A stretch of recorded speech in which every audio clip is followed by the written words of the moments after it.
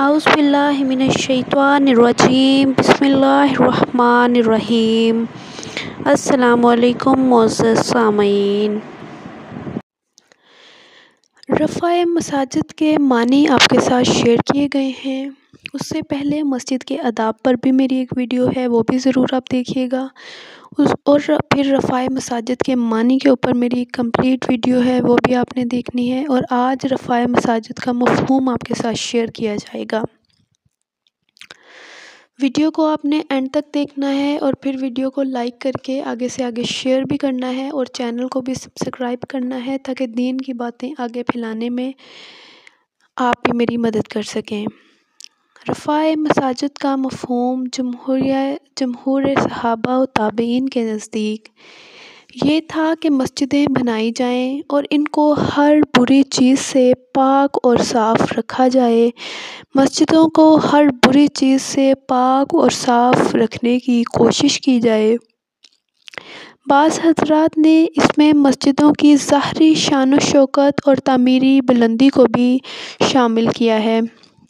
حضرت عثمان رضی اللہ تعالیٰ عنہ نے مسجد نبوی کی تعمیر سال کی لکڑی سے شاندار بنائی تھی اور حضرت عمر بن عبدالعزیز رحمۃ اللہ علیہ نے مسجد نبوی میں نقش و نگار اور تعمیری خوبصورتی کا کافی اہتمام کروایا تھا،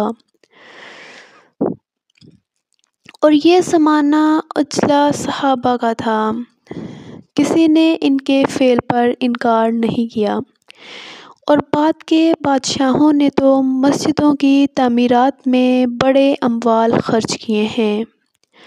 ولید بن عبد الملک نے اپنے زمانہ خلافت میں دمشق کی جامع مسجد کی تعمیر و تزئین پر پورے ملک شام کی سالانہ آمدنی سے 3 گنا زیادہ مال خرچ کیا، اور ان کی بنائی ہوئی مسجد آج تک قائم ہے۔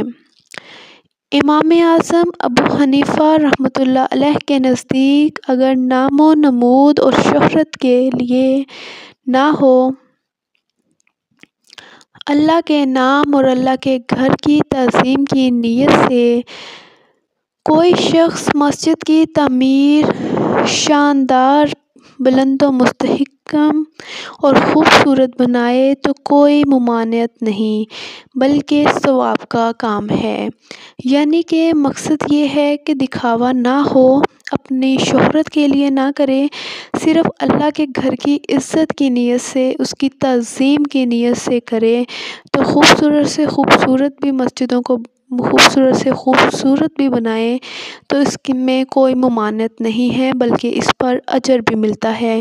معارف القرآن جلد نمبر 6 صفحہ نمبر 415 سے یہ آپ کے ساتھ شیئر کیا جا رہا ہے۔ امید ہے میری کاوش آپ کو پسند آئی ہوگی اور آپ بھی ویڈیو کو لائک کر کے چینل ضرور سبسکرائب کریں گے۔ جزاک اللہ۔